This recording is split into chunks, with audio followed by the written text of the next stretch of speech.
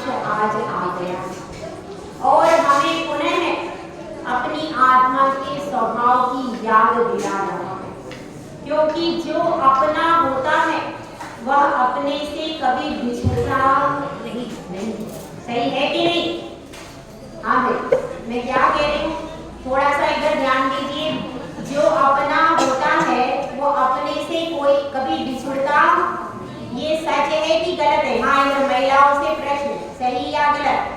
जो अपना होता है वो अपने से कभी बिछड़ता नहीं, सही है कि गलत है? महिला वर्ग से प्रश्न है, सही है कि गलत है? हाँ भाई, इधर के क्या बता रहे? सही है, सही है, गलत है? देखिए, जो अपना होता है भले ही हम उसे अपना स्वीकारें या नहीं स्वीकारें, लेकिन वो कभी हमसे अलग नहीं होता। अपने की क्या परिभाषा है? अपने की सही परिभाषा यही है, जो अपने से कभी भी बिछुड़े नहीं, अलग ना हो, वही वास्तव में अपना है।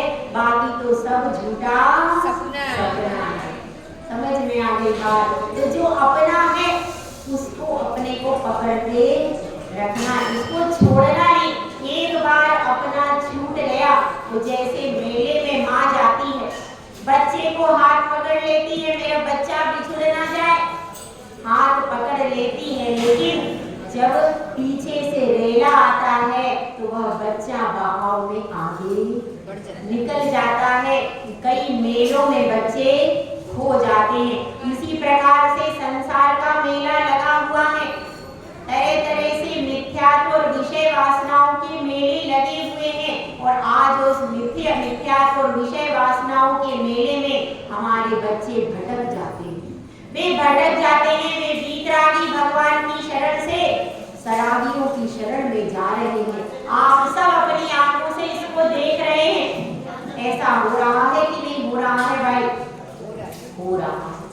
हो रहा है। तो इस आंधी से अपने नौनिहालों को बचाना है तो धर्म की ओर उनको लेकर के आना है और उनको सिखाना है कि ये संसार तुम्हारा है ही नहीं, यह परिवार तुम्हारा है ही नहीं, अपना क्या है?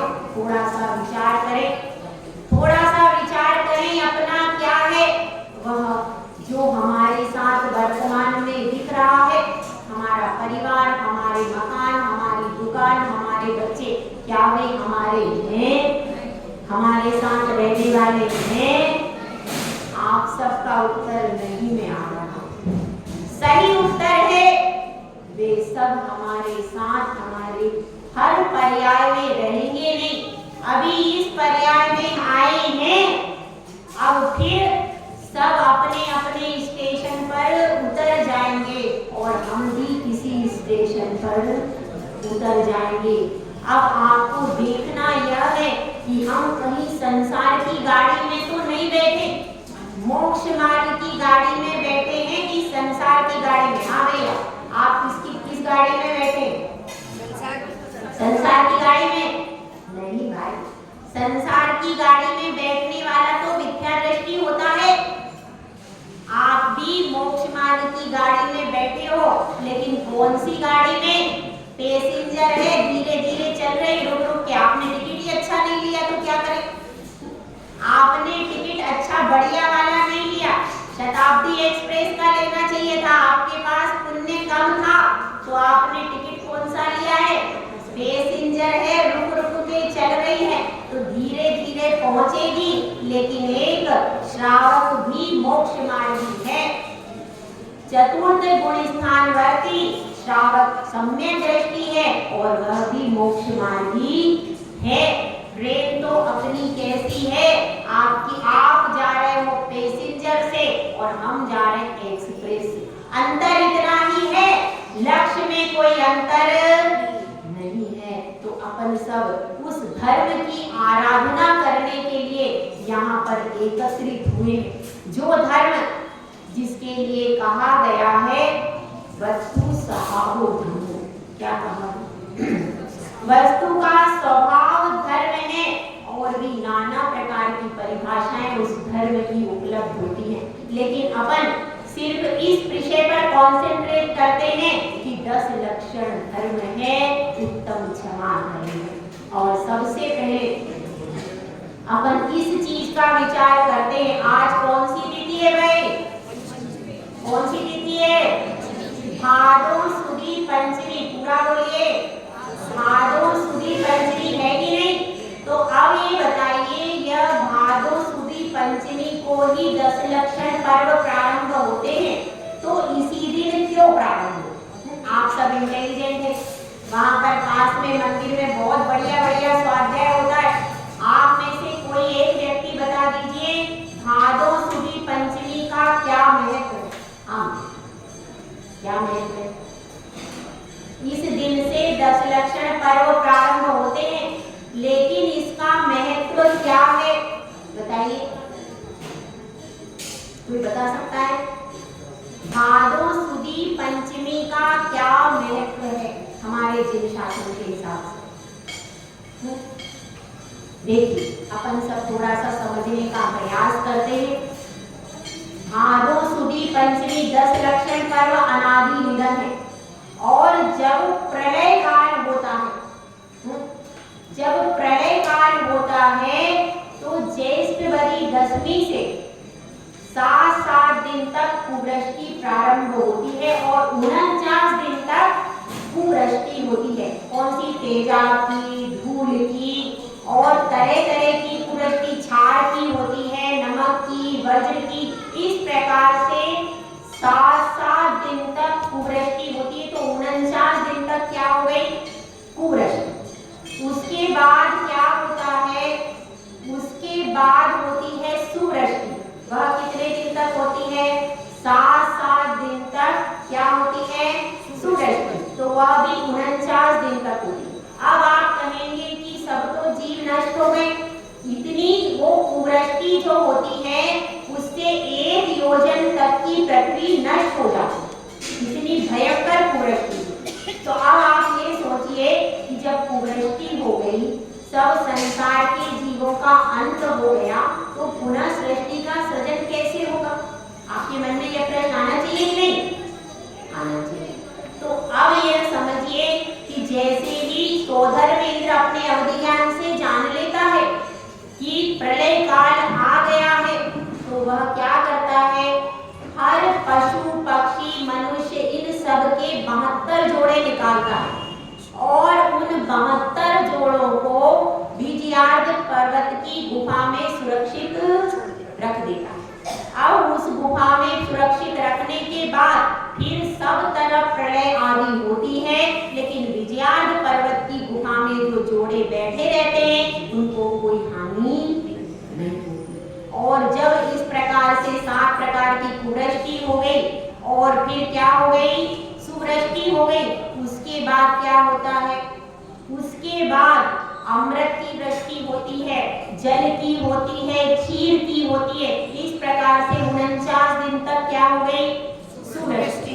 फिर सब क्या होता है? सब तरफ प्रकृति आनंदित होती है, बादल आ जाते हैं, वृक्ष की भी अंकुर की उत्पत्ति होने लगती है और समस्त पृथ्वी पवित्र हो जाती है। जब इस प्रकार से समस्त वायु भी अच्छी सुगंधित वायु चलने लगती है, और वह दिन कौन सा होता है? वह दिन होता है भादो शुक्ल पक्ष पंचमी का। उस दिन सौधर्मेंद्र आता है और विजयार्ध गुफा से उन सब जोड़ों को बाहर निकालता है और सृष्टि का प्रारंभ होना। तो यह कहानी है हमारी आज की। कौन सी? भादो सुदी पंचमी।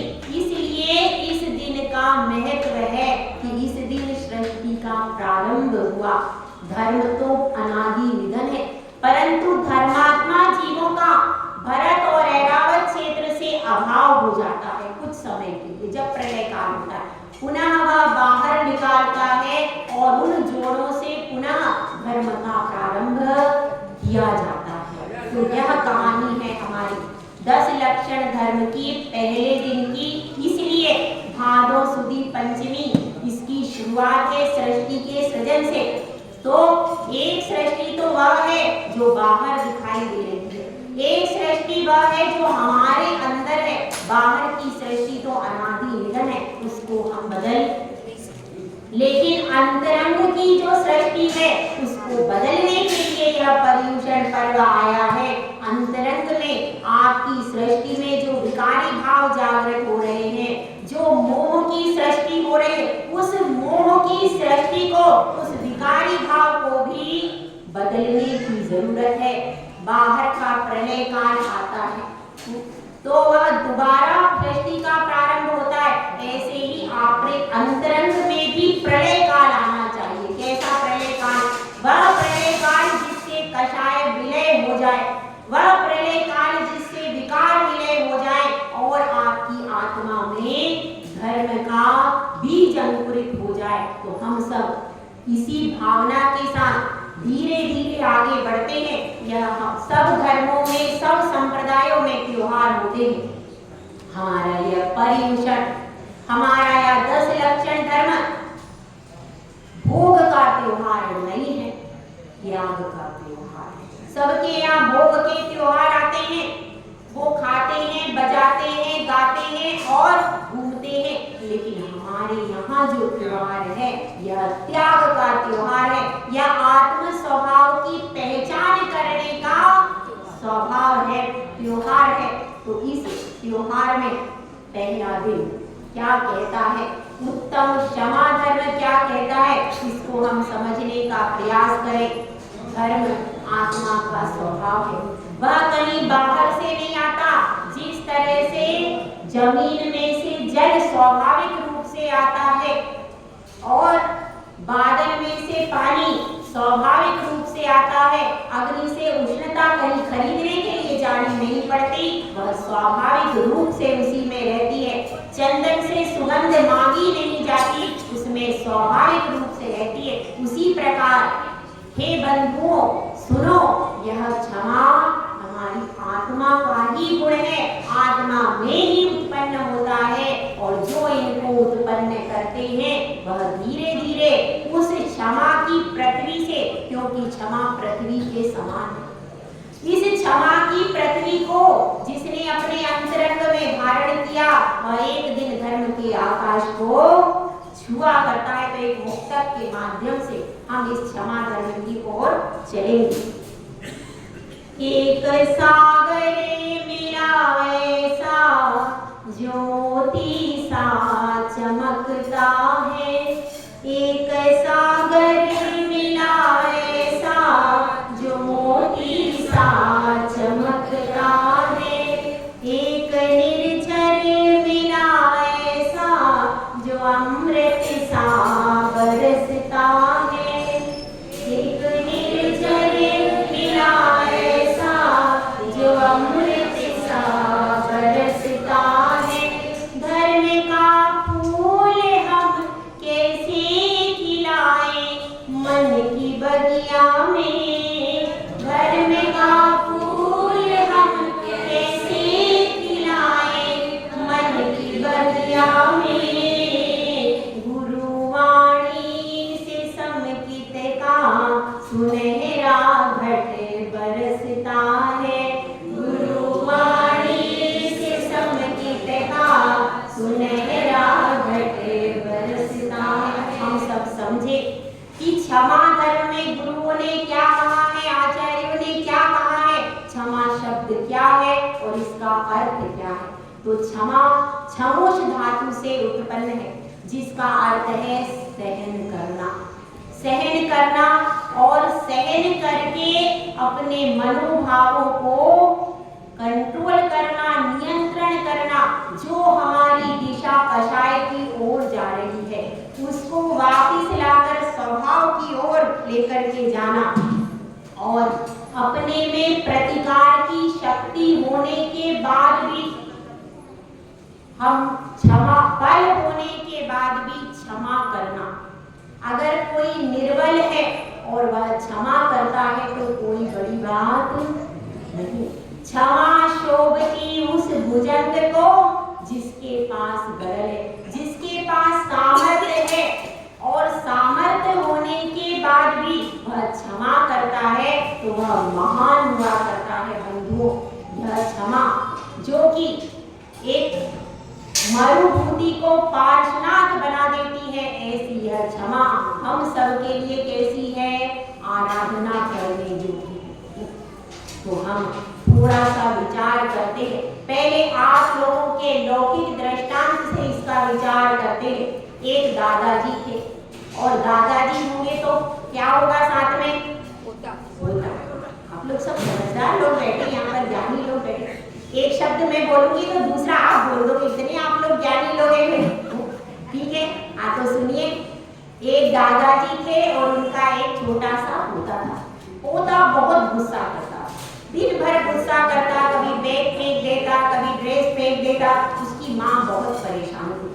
वह कहती है ये ना समय पर खाता है ना पीता है, स्कूल में भी गुस्सा करता, स्कूल में भी टीचर से कंप्लेन आती थी ये बच्चा बहुत गुस्सा करता है।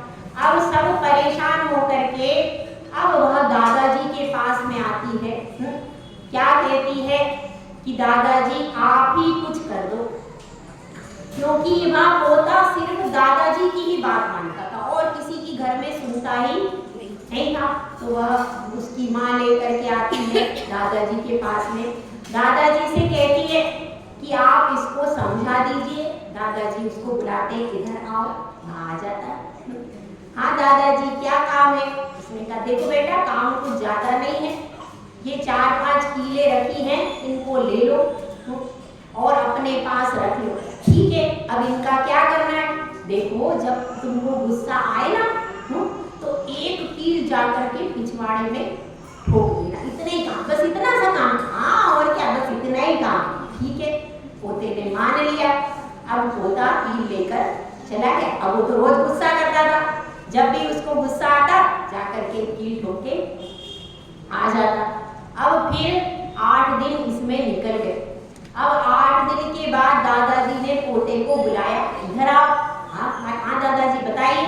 तो वह कहता, दादाजी उससे कहते सुनो अब अपन पिछवाड़े चलते, तुमने कील कहाँ ठोकी थी? हाँ मैं दिखाता हूँ, मैंने बहुत अच्छे से ठोकी है। अच्छा चलो।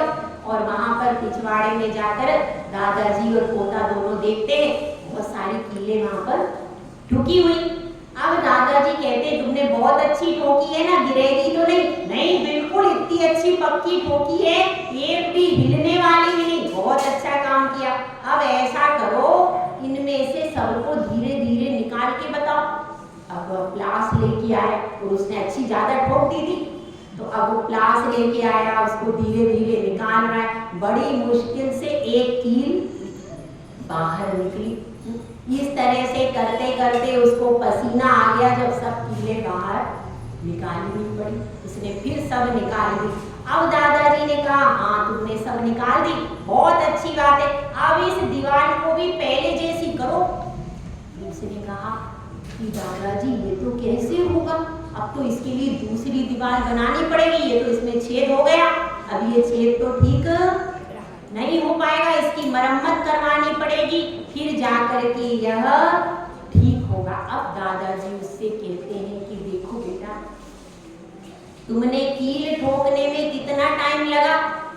कुछ भी टाइम नहीं लगा, जल्दी से ठुक गई, लेकिन निकालने में कितनी मेहनत लगी, निकालने में कितनी मेहनत लगी। और अब तुम चाहो तो भी ये निशान मिट नहीं सकते।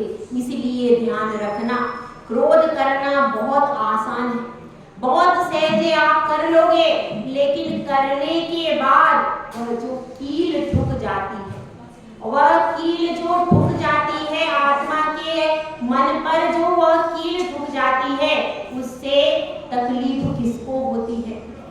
स्वयं को भी तकलीफ होती है, दूसरे को भी तकलीफ होती है, क्योंकि क्रोध कषाय ऐसी है गहरा वार करती है, स्वयं को भी तकलीफ होती है और जिस पे आप बरसते हो वह भी पूरा भीग जाता है। तो इसलिए क्या करना है कि देखो अब इन कीलों के निशान मिटाना कितना कठिन है। इसी प्रकार से जब हम क्रोध में अपशब्द बोलते हैं तो उसके दाग मन पर गहरे पड़ जाते हैं, फिर वह जिंदगी पूरी हो जाती है, लेकिन वो दाग मिटते नहीं है। इसलिए क्रोध अपने को नहीं करना चाहिए। बताइए, उसको पोते को समझ में आ गया? हाँ, इसको समझ में आ गया संगीता जी? पोते को समझ में आया? आपको आया कि नहीं है? उस पोते को समझ में आ गया कि वास्तव में क्रोध करने से किसका अहित होता है? मेरा भी अहित होता है, और मेरे साथ में जिसके ऊपर करते हैं उसका भी अहित होता है। तो इसलिए क्रोध करना मेरे लिए अच्छा नहीं है। तो इस तरह से अपने को समझना चाहिए कि कील ठोक तो देना बहुत आसान है, पर कील को निकालने के बाद उसके निशान मिटाने में पूरी पूरी जिंदगी निकल जाती है। लेकिन व्यक्ति को याद रहता है, तुमने मुझको कहा था ना ऐसा, तुमने मुझको इस दिन, इस समय पर, इस स्थान पर, इस घर में इस प्रकार से ये कहा था। याद रहता है कि पूरी पूरी जिंदगी खत्म हो जाती है, पर वो बातें मन से नहीं जाती। इसीलिए सोच समझ करके बोलना चाहिए, क्योंकि जिस प्रकार से गोली बंदूक से छूट जाती है और फिर वापस नहीं आती, उसी प्रकार से जो वचन निकल जाते हैं वो फिर वापस नहीं आते हैं। देखिए, इस संबंध में एक बहुत अच्छा दृष्टांत आता है। अब आपको पौराणिक दृष्टांतों के बीच में ले चलती हूँ। पौराणिक दृष्टांतों में एक दृष्टांत है, कहाँ का प्रसंग है? महाभारत का प्रसंग है। देखिए कैसे क्रूर कराल में द्रौपदी के 5 पुत्रों की हत्या हो गई। किसने मारा था उसके 5 पुत्रों को? बताइए। द्रोणाचार्य। द्रोणाचार्य ने उसके पुत्रों को मार दिया, और मारने के बाद अब देख रहे हैं कि द्रौपदी बैठी है अपने कक्ष में। अपने कक्ष में वह बैठी है और भीम आ गया उसके पास। उसने कहा, हे माता, भाभी को भी पहले माता मानने का कायदा था। वह कहता है कि हे भद्रे, तुम मुझे आदेश करो, तुम इस प्रकार व्यतीत क्यों बैठी हो? जिन पुत्रों की जिसने हत्या की है, मैं उसके प्राणों को हर लूंगा। तुम एक बार मुझे आदेश दो, मैं जाकर के उसके प्राणों को हर दूंगा। लेकिन द्रौपदी कहती है, नहीं, मुझे किसी के प्राणों का हरण नहीं करना। तो वह कहता है कि माता, देर करने की जरूरत नहीं है, मैं इस अश्वत्थामा को पकड़ कर ले आया हूं, जिसने तुम्हारे पुत्रों की हत्या की, और तुम उसके पुत्र का वध कर दो। हिसाब बराबर हो जाएगा। क्योंकि हिसाब कैसे बराबर होगा? इधर जिस प्रकार से द्रौपदी तुम तड़प रही हो, उसी तरह से द्रोणाचार्य भी तड़प उठे। हिसाब बराबर कर लो द्रौपदी। द्रौपदी कहती है कि नहीं, मुझे कोई हिसाब बराबर नहीं करना। आज मेरे पुत्र चले गए, मेरी आंखों में आंसू हैं, मेरा हृदय छटपटा रहा है, मैं अंदर अंदर से कितना रो रही हूँ, मेरा रोम रोम आंसुओं से भीग रहा है। आज इस अश्वत्थामा का वध कर देंगे, इसकी माता की क्या दशा होगी? ये कहो भीम, जिस तरह से मैं रुदन कर रही हूँ, इसकी माता भी कितना रोएगी, कितनी तकलीफ उसको होगी। जरा उस माँ का विचार करो भीम। इसके वध से ये तो अभी जीवित है, अब मेरे पुत्र तो मरण को प्राप्त हो ही गए, उनको तो बचाया नहीं जा सकता। इसलिए भले ही अपराधी है, लेकिन हमारा जिन धर्म कहता है अपराधी को भी एक बार से मार दो। कौन से शस्त्र से मार दे माता? तुम जिस शस्त्र से कहो, तुम गदा से कहो तो गदा से प्रहार करूं, तुम तलवार से कहो तो तलवार से प्रहार करूं, तुम जिस शस्त्र से कहोगी माता, उस शस्त्र से मैं प्रहार करूंगा। एक बार तुम आज्ञा दे दो। यह अपराधी है, इसने निरपराध बालकों की हत्या की, यह अपराधी है माता। कुरुक्षेत्र में यदि वे लड़ रहे होते और यह कुछ करता तो कोई बात नहीं, इसने सोते हुए पुत्रों को मारा है, यह अपराधी है।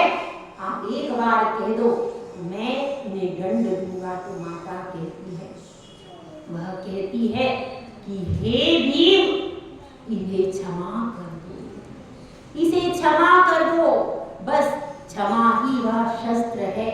अरे यह बाहर के हथियार तो शरीर का घात करते हैं, उस शरीर के घात से क्या प्रयोजन है?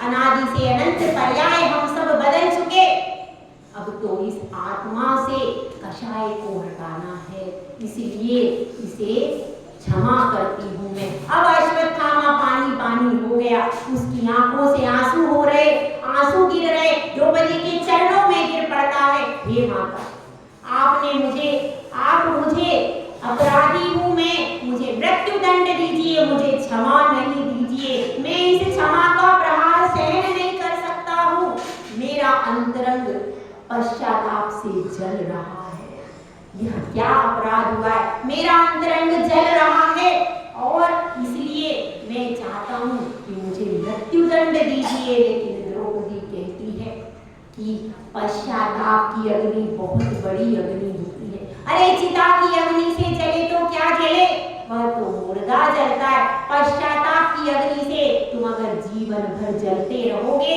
तो यही इस अपराध का सच्चा प्रायश्चित है। क्षमा की इतनी बड़ी तब पश्चाताप की अग्नि ऐसी है, यदि उसमें क्षमा का बीज अंकुरित हो जाता है तो वह जीव फिर क्रोध करता नहीं है, वह जीव फिर धर्म की राह पर आ जाता है। केकई ने भी अपराध किया था, किसके प्रति?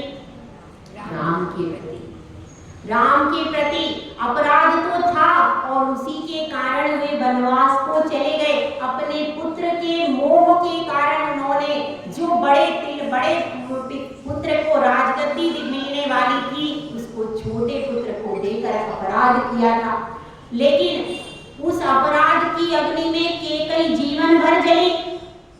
अब जब लौट करके आते हैं तो केकई सोचती है राम तो अब अपनी माता के चरणों को छुएंगे, मेरे पास कौन आएगा, एक कोने में, वो भी एक कोने में चुपचाप बैठी थी पीछे की तरफ, कि अब राम अयोध्या में आ गए हैं, अब वो अपने बंधु बांधवों से मिलेंगे, लेकिन मुझसे तो मिलेंगे भी नहीं, ऐसे दूर से बैठी है, अंदर अंदर से दुखी हो रही है।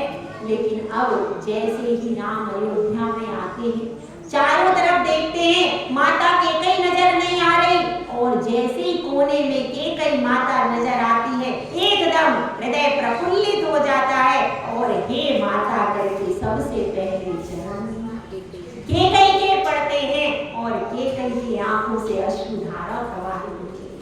मैंने अपराध किया माता, तुमने तो कोई अपराध नहीं किया, तुमने तो सब कुछ अच्छा ही किया है, देखो अब मैं पुत्र वधू को ले आया हूँ, सब कुछ अब अच्छा हो जाएगा, ऐसा माता को समझाते हैं, सांत्वना देते हैं।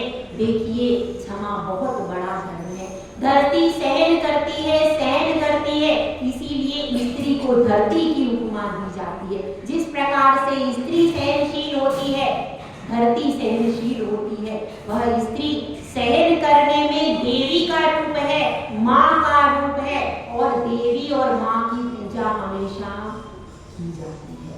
तो इसलिए हम सबको अपने अपने मन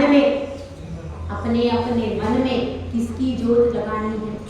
क्षमा धर्म की जोत अपने अपने हृदय में लगा लेनी है, और एक छोटे से भजन के माध्यम से हम अपनी बात को पूरा करें।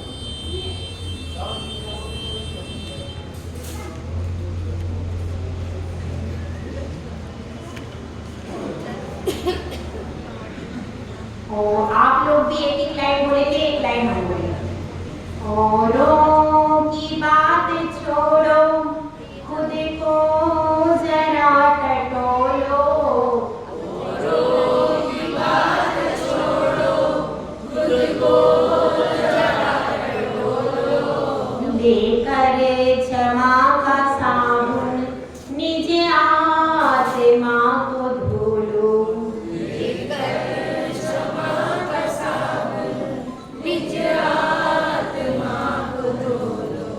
हर रोज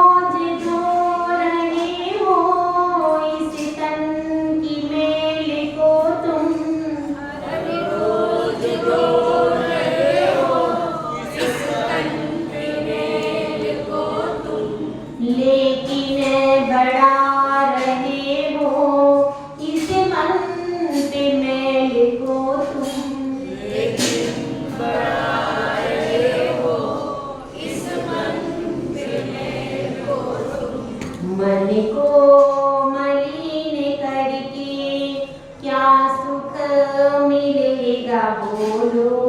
मन को मलिन करके क्या सुख मिलेगा बोलो। लेकर क्षमा का साबुन निज आत्मा को धो लो। लेकर क्षमा का साबुन निज आत्मा को धो लो। आपस में दोस्तों से मांगी क्षमा तो क्या है। आपस में दोस्तों से मांगी क्षमा तो क्या है। अपने विरोधियों को क्या तुमने क्षमा किया है। अपने विरोधियों को क्या तुमने क्षमा किया है। नाराज है पड़ोसी कोई गांठ है तो खोलो।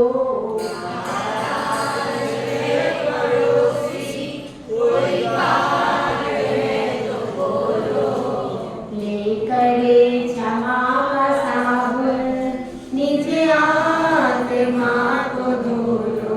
लेकर क्षमा का साबुन निज आत्मा को धो लो।